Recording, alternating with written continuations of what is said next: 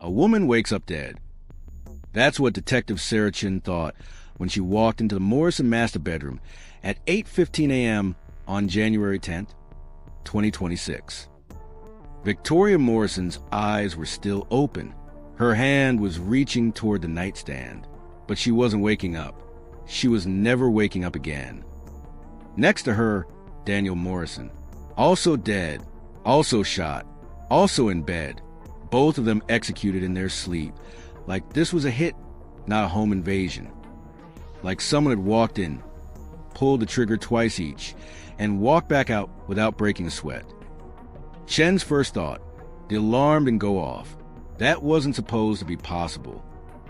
The Morisson mansion had a $40,000 security system, state-of-the-art, top of the line, the kind that calls the police if a window shakes too hard. But the security panel on the kitchen counter told a different story. The alarm had been armed at 11:47 p.m. It never triggered. All zones secure. All night long. Untouched. No forced entry. No broken glass. No kicked-in doors. No alarm. Chun walked the perimeter. Front door. Locked, pristine, zero signs of tampering. Garage door. Locked, untouched. Kitchen sliding glass door. Locked from the inside. Every single entry point was secure. Untouched. Perfect. How did the killer get in? Webb asked Chen's partner, standing in the hallway, staring at the bodies through the doorway. Chen didn't answer because she couldn't. Not yet. But her mind was already racing through the possibilities, and all of them led to one terrifying conclusion. The killer had a key. 2 rooms down the hallway, the Morisson children slept through the entire thing. 2 young kids in their beds, untouched, unharmed, while their parent were executed just 30 feet away. They woke up to police lights and detectives, and a world that would never, ever make sense again. The surveillance footage would be the breakthrough. The neighborhood cameras captured everything. A dark sedan pulled onto the Morrison Street at 2:47 a.m. Slow, deliberate, not hiding, not panicking. Just a car moving through the darkness, like it had every right to be there. The sedan turned into the Morrison driveway, stopped at the front door. A figure got out, face obscured, head down, walked to the door like they were walking into their own home. No hesitation. No checking for cameras. No looking around. They pulled out a key. They inserted it into the lock. The door opened. Webb froze the footage. They had a key. They literally just walked in. Chen's pulse was hammering. How long are they inside? 16 minutes. 16 minutes. 2 gunshots would take maybe 10 seconds total. What was the killer doing for the other 15 minutes and 50 seconds? Searching? Waiting? Standing over bodies? The footage showed the figure re-emerging at 3:05 a.m., walking back to the car, driving away at normal speed. No rush, no panic, no screaming tires or racing engine. Just a car leaving at 3:05 a.m. like the driver had just finished a normal errand. Run the plate, Chin said. 30 seconds later, Dr. James Elliott, age 39. Dallas address, vascular surgeon. Chen's stomach dropped. Cross-reference him with Victoria Morisson. The background check took 90 seconds. Then Webb looked up with pale skin. They were married, 2008 to 2017. Victoria was his wife. He's her ex-husband. The room went silent. An ex-husband, with a vehicle at the crime scene, with a key to the house, with access to the woman he used to be married to. An ex-husband who apparently never let her go, never moved on, never stopped having a way to get into her life. Chin and Webb found James Elliott at his Dallas home at 10:42 a.m. He was sitting on his front porch, watching the street like he was expecting them. When they pulled up, he stood up. He put his hands behind his back. "I know why you're here," he said. He didn't run. He didn't fight. He didn't deny being at the house. He simply walked to the police car and got in the back seat. In the interrogation room, he sat across from Chun and Webb and said absolutely nothing for 5 hours. Then, After requesting a lawyer and changing his mind, he made one statement. "I had a right to be there." Chen leaned forward. "You had a right to murder your ex-wife." Elliot stared at the wall. "How long have you had the key?" Webb asked. Elliot didn't move. "Did Victoria know you still had it?" Chun pressed. "Did you ask her for it? Did she give it to you? Or did you just keep it?" Elliot's jaw clenched, but he didn't speak again. The search of Elliot's bedroom revealed an arsenal, not just one gun, multiple firearms, a .38 caliber revolver, Glocks, a Sig Sauer, ammunition boxes, loaded magazines.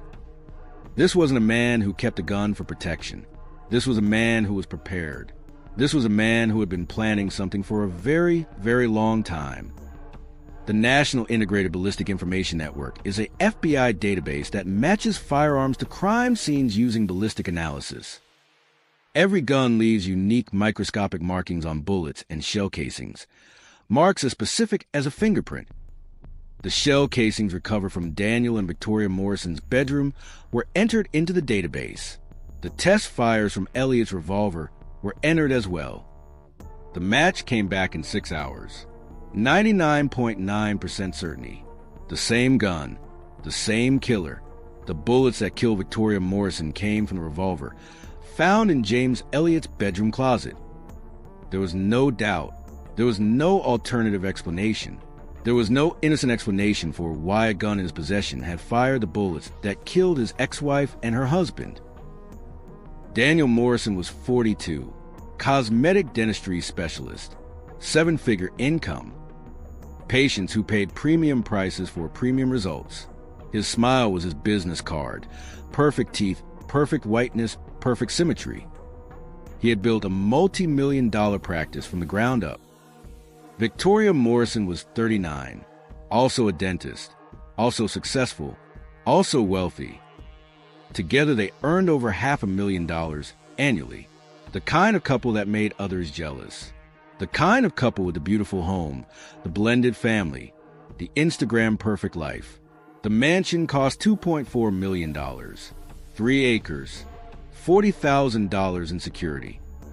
Every lock reinforced, every window sealed, every door monitored. This was their declaration of arrival. We made it. We're safe. We earned this. But nobody looked deeper. Nobody asked if Victoria had given her ex-husband a key years ago when they were still speaking. Nobody questioned whether she'd mentioned the new security code to him at some point. Nobody suspected that the man who used to sleep beside her was still maintaining access to her life, her home, her bedroom. In true crime, perfect always hides secrets.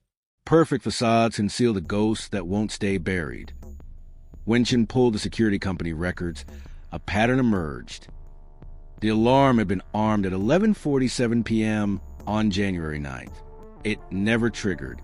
The logs showed no breach attempts. No windows opened. No doors forced. Nothing. How is that possible? Chun asked the security technician. Someone had the code, the technician said, or they had a key. Chen's mind spiraled. Had Victoria given Elliot the code?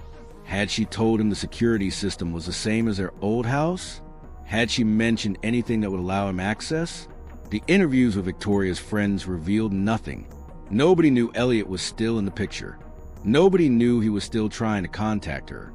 Nobody knew he'd shown up at her dental office 6 months earlier asking if they could talk, and she told him no, that part of her life was over, that he needed to move on. Had he listened? Obviously not. Had he planned this for 6 months? Chun couldn't prove it yet, but the arsenal in his closet suggested yes. The key in his possession suggested yes. The calm way he'd walked into that house at 2:47 a.m. suggested yes. Elliot's lawyer would later argue that Elliot had kept the key from their marriage, from when they lived together, from a time when he had every right to have a key. The prosecution would argue that it didn't matter when he got it. What mattered was that he kept it, that he never returned it, that he maintained access to a woman who no longer wanted him in her life. The deeper question haunted Chun. Did Victoria know? The interviews with Victoria's sister suggested no. Victoria had mentioned that Elliot had shown up at her office and she'd shut him down. But had she ever asked him for the key back? Had she ever mentioned that he still had access to her home? Had she realized? Or had he simply copied a key years ago and never told her, keeping that access secret, keeping that connection alive in the dark, waiting for the moment when he couldn't bear her happiness anymore? On January 10th, 2026, at 2:47 a.m., James Elliot drove to the Morisson mansion. He parked a sedan in the driveway. He walked to the front door. He pulled out a key that had been burning in his pocket for 9 years. He opened the door like he owned the place. He walked upstairs. He found Daniel and Victoria asleep in each other's arms. He raised a revolver. He fired twice at Daniel, twice at Victoria, 4 bullets total. 14 seconds of violence. Then he walked back downstairs, got back in his car, drove away at 3:05 a.m. like nothing had happened. 144 seconds inside the house. That's all he needed to destroy everything. The 2 children who slept 30 feet away through those 144 seconds woke up to police lights and detectives and a world that would never be the same. They would grow up wondering if they should have heard something, done something, prevented something. They would grow up as orphans because someone from their mother's past had the key and used it to walk into her life one last time. The prosecution's case was simple and irrefutable. James Elliot possessed a key to the Morisson mansion. James Elliot's vehicle was at the crime scene during the time of death. James Elliot's gun fired the bullets that killed Daniel and Victoria Morisson. James Elliot had a motive. His ex-wife had moved on, remarried, built a new life without him. He couldn't accept it. The jury deliberated for 4 hours. Guilty on both counts of capital murder. The Morisson mansion still stands in Austin. Someone else lives there now. A different family try and make new memories in a place where old memories died in blood. The key that James Elliot used to unlock that door on January 10th, 2026, is evidence in a locked evidence locker. It will stay there forever, a physical reminder that sometimes the most dangerous people aren't strangers. Sometimes they're the people who used to sleep in your bed. Sometimes they're the people who won't let you move on. Daniel Morisson never saw the face of the man who killed him. He died peacefully, unknowing, in the bed he shared with his wife.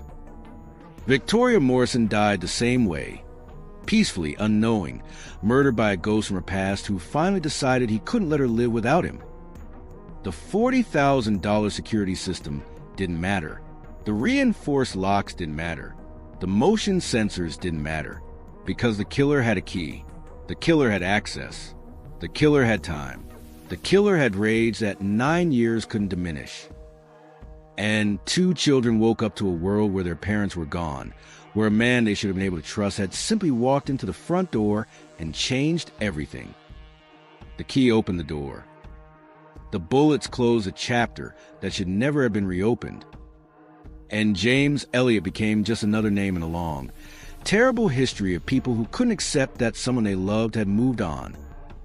Do you think the children were spared out of mercy, or because the killer only wanted to destroy the parents? Let me know your theory in the comments below. Want more locked door mysteries? Real crimes? Shocking twists? Subscribe now and never miss a case.